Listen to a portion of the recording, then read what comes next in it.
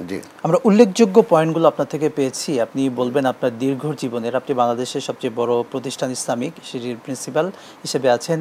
আপনি নিজে একজন শিক্ষক এবং আপনি অসংখ্য লক্ষাধিক শিক্ষকদের শিক্ষক আপনি এবং আমারও ওস্তাদ আপনি। সেই হিসেবে আপনার এই অভিজ্ঞতার জায়গা থেকে বলবেন, বর্তমানে শিক্ষকদের মধ্যে আদর্শের জায়গাটা একেবারে কম পাওয়া যাচ্ছে। আসলে এই যে অবক্ষয়ের ব্যাপারটি এবং আদর্শের জায়গাটা কম পাওয়ার কারণটা কি বলে আপনি আপনার এই অভিজ্ঞতার আলোকে আপনার লাইফ দিয়ে খুবই বলবেন আপনি? খুবই গুরুত্বপূর্ণ এই ব্যাপারটা। আসলে শিক্ষকদেরকে একটা কথা আছে যে ছাত্ররা শিক্ষককে পড়ে জি। এবং শিক্ষকের আচরণ কে করে। আমরা শিক্ষকরাও একটা এমন পর্যায়ে চলে গেছি, বিষয়ের উপর দক্ষতা না নিয়ে ক্লাসে যাই, প্রস্তুতি না নিয়ে ক্লাসে যাই। তখন শিক্ষার্থীরা বুঝতে পারে, কিছু শিক্ষার্থী বুঝতে পারে যে স্যারের কোনো প্রস্তুতি নেই। এই যে তার প্রতি একটা খারাপ ধারণা সৃষ্টি হতে লাগলো, তখন এর কারণে এই শিক্ষক থেকে সে ভালো কিছু নিতে পারে না। আর শিক্ষকদের মধ্যে সবচেয়ে মহামারী দেখা দিয়েছে কোচিং বাণিজ্য।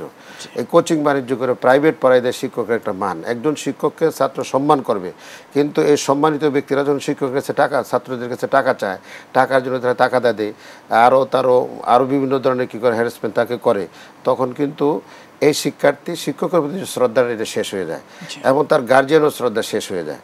ফলে এই শিক্ষক শুধু নামকে হচ্ছে শিক্ষক থাকে, কিন্তু তার যে আচরণগুলা, ইসলামী যে আচরণগুলো ছিল বা শিক্ষক সুলভ আচরণগুলো ছিল, এই আচরণগুলো তাকে বিদায় নেয়। আমি শুনলে খুশি হন, আমি এই পর্যন্ত প্রায় 36তম বছর আমার শিক্ষকতার।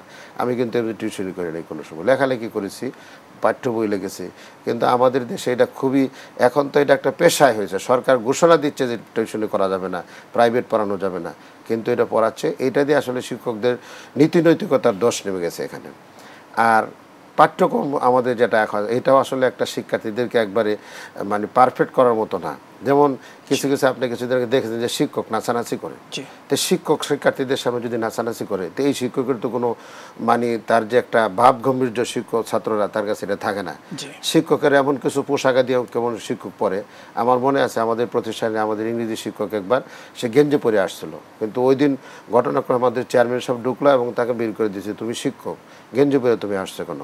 দেখলাম যে ওনারা এই জিনিসগুলোও খেয়াল করতো। এই জন্য শিক্ষকের পোশাক, শিক্ষকের আচরণ, শিক্ষকদের কথাবার্তা, শিক্ষকদের চালচলন, শিক্ষক সুলভ যত আচরণ আছে, এগুলো যদি তার কাছে না থাকে, শিক্ষার্থীরা দূরে সরবে। এই জন্য আমি মনে করি এখন যে শিক্ষা খাতে যে দোষ নেমেছে, এটা শিক্ষার্থীদেরও দোষ না, শুধু আমাদেরও দোষ আছে। আমরা আসলে সেই মানে শিক্ষকদের কাছে গেছি না। ধর্মীয় শিক্ষকরা আগে আমরা দেখি যে শিক্ষকরা সেখানে তারা ছাত্রদের জন্য দোয়া করেছে, ছাত্রদের জন্য সহযোগিতা করেছে, তার কি সমস্যা আছে, শুধু শিক্ষাই না, সে অসুস্থ কিনা, তার বাড়ি কতটুক দূরে, কোথা থেকে সে আসতেছে, কোথায় লজিং থাকতেছে বা মেসে থাকতেছে, এইগুলো খোঁজখবর না বাচ্চাকে সে আপন করে নিত। কিন্তু এখন তো এই জিনিসটা নাই। আমি মনে করি যদি আমরা শিক্ষাকে ছাত্রদের জন্য প্রোডাক্টিভ মনে করি, দেশের উন্নয়নের কাজ করি, তাহলে শিক্ষক ওই জায়গাটা যেতে হবে। শিক্ষক তার সন্তানের জন্য যেরকম ভবিষ্যৎ চিন্তা করে, তার সন্তানের সার্বিক দিকগুলো যেন চিন্তা করে, প্রতিটা ছাত্রকে সে এই মানে চিন্তা করতে হবে। তবেই তো একটি দক্ষ জাতি বেরিয়ে আসবে এবং ওই জাতি গঠনের ক্ষেত্রে শিক্ষকদের ভূমিকা তখন গ্রহণযোগ্য হবে। আমি এটা চাই। জি, শুকরান জাযাকাল্লাহ। আপনার অভিজ্ঞতার আলোকে আমরা খুবই গুরুত্বপূর্ণ তথ্য পেয়েছি এবং আশা করি আমাদের দর্শকরাও পেয়েছেন।